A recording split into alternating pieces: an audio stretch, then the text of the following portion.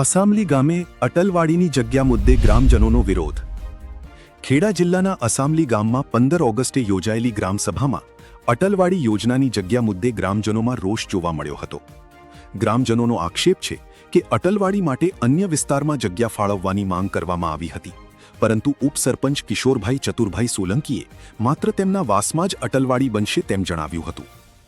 ગ્રામજનોના જણાવ્યા મુજબ પંચાયતની સામાન્ય સભામાં પણ આ અંગે ઠરાવ કરવામાં આવ્યો છે. વિરોધ છતાં ગ્રામસભાનો ઠરાવ આપવાનો ઇનકાર કરવામાં આવ્યો હોવાનો પણ આક્ષેપ છે. આ મામલે ગ્રામજનોએ તાલુકા વિકાસ અધિકારીને લેખિત વાંધા અરજી આપી છે, પરંતુ હજુ સુધી કોઈ નિકાલ કે જવાબ મળ્યો નથી તેમ જણાવ્યું હતું. ગ્રામજનોની માંગ છે કે અટલવાડીની જગ્યા બદલીને તમામ વર્ગના લોકોને તેનો લાભ મળે. રિપોર્ટર ફરીદ દીવાન, ખેડા. નમસ્કાર દર્શક મિત્રો, ગુજરાત ક્રાઇમ ન્યૂઝમાં આપનું હાર્દિક સ્વાગત કરે છે. વાત કરવામાં આવે તો ખેડા જિલ્લાના અસામલી ગામમાં જે આગળ કાલે પંચાયતની અંદર 15/8/2026ના રોજ ગ્રામસભા યોજાઈ હતી, જેની અંદર અટલવાડી બાબતે એક પ્રશ્ન હતો. તો અત્યારે આપણી જોડે દરેક સમાજના અત્યારે 25 થી 30 આગેવાનો આપણી જોડે છે, તો આપણે સીધી એમની જોડે વાત કરીએ કે પ્રશ્ન શું હતો. યસ, તો મારું નામ વાઘેલા નીલકુમાર જીવનભાઈ, ગામ અસામલી, તાલુકો માતર, જિલ્લો ખેડા. કાલે તારીખ 15/8/2026ના રોજ અસામલી ગ્રામમાં ગ્રામસભાનું આયોજન કરવામાં આવેલું હતું, જેમાં બહોળી સંખ્યામાં લોકો હાજર હતા. અમારા સરપંચશ્રી બેન, ડેપ્યુટી સરપંચ કિશોરભાઈ અને અમુક સભ્યો અને ગ્રામજનો હાજર હતા. અમારા દ્વારા અટલવાડી યોજના બાબતે અમારા ગામમાં એક અટલવાડી યોજના આવી છે, જે છેલ્લા 3 મહિનાથી ધક્કા ખાઈએ છીએ. અમે એમને જે સામાન્ય સભામાં ઠરાવ કરેલ છે એના વિરુદ્ધમાં અમે અરજી આપી છે. તાલુકા કચેરી, ધારાસભ્યશ્રી, કલેક્ટર કચેરી, તમામ જગ્યાએ અરજી આપી છે, જેના વિરોધમાં અમે ગ્રામસભામાં કાલે એ બાબતે ડેપ્યુટી સરપંચને પૂછ્યું હતું કે ભાઈ સરપંચશ્રી આનું શું નિરાકરણ લાવો છો. અમારે એક આથી તક એ એવું કહે છે કે ભાઈ જે મારા મોટા ભાઈ છે ઉમેદભાઈ છોટુભાઈ સોલંકી, જે ખેડા ટીડીઓ ખાતે ફરજ બજાવે છે, એ ભાઈ આ યોજના લાવ્યા છે અમારા અસામલી ગામમાં. એટલે હું કહીશ અને એ કહે છે અહીંયા જ બનશે, બીજા ગામના તમારું કોઈનું કશું ચાલશે નહીં. જે સામાન્ય સભામાં ઠરાવ થયેલ છે એ જ જગ્યાએ આ કારણે આ અટલવાડી યોજના બનશે. બાકી તમે ગામમાં ગમે તે કરશો તો એ યોજના અહીંયા જ બનશે, એવું એ ભાઈનું જણાવેલ છે.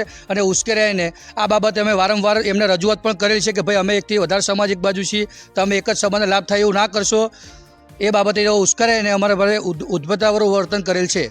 અમારી એક જ માંગ છે કે આ ડેપ્યુટી સરપંચ તાત્કાલિક ધોરણે છે ને પદ ઉપરથી હટાવવામાં આવે અને તેમની ઉપર કાયદાકીય કાર્યવાહી કરવા. તો આપણી જોડે બીજા પણ મિત્રો છે, તો આપણે સીધી એમની જોડે પણ વાત કરશું. મારું નામ વાઘેલા અનિલકુમાર ઈશ્વરભાઈ છે. હું અસામલી ગામનો વતની છું.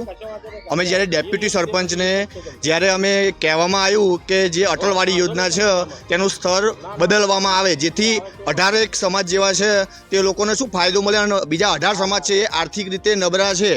અને અમે જ્યારે એમને રજૂઆત કરવામાં આવી ત્યારે ઉશ્કેરારી ભરી અને અમારા જોડે દાદાગીરી કરે છે.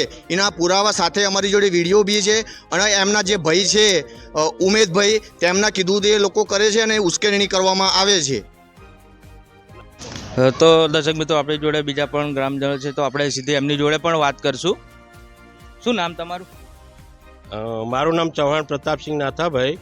હવે અટલવાડીની યોજના જે અસામલીમાં આવેલી છે એમાં પંચાયતે ઠરાવ કર્યો છે, પણ એ શું છે કે એક જ સમાજનો ઉપયોગમાં આવે એ રીતનો ઠરાવ કર્યો છે. હવે ગ્રામજનોની માંગણી છે કે ભાઈ સર્વ સમાજનો ઉપયોગ થાય એ રીતનું અટલવાડી બનવી જોઈએ. હવે એમાં આ ગ્રામ પંચાયતના જે ડેપ્યુટી સરપંચ છે એ વિરોધ કરે છે. અને ડેપ્યુટી સાહેબનું વર્તન થોડુંક પેલું છે કે વાલા દાલાની નીતિવાળું અપનાવે છે. અમારે બોર બનાવે, ગ્રામ પંચાયતનો ટાંકા જરૂર હતી તો માગ્યો તો ના આલ્યો. એ કહે છે કે અમે પ્રાઇવેટ કામમાં આવતા નહીં. મેં એવું કહ્યું પંચાયતમાં પાવતી ફાડો, પણ પંચાયતમાં એ લોકો આવક લેવા તૈયાર નહીં અને એમને ફાવે જગ્યાએ ટાંકો આલે છે. એટલે આ બધું એમને વાલા દાલાની નીતિ અપનાવે છે. યસ, તો દર્શક મિત્રો, આપણી જોડે બીજા પણ ગ્રામજનો ઉપસ્થિત છે, તો આપણે સીધી એમની જોડે પણ વાત કરશું. એક તરફી વાતાવરણ પંચાયત કરે છે, તો આ સમજીને બધાની માન્યતા મુજબ કરવું જરૂરી છે, એવું અમારું કહેવું છે. સમજ્યા? શું તમારું નામ શું? કાંતિભાઈ પ્રજાપતિ.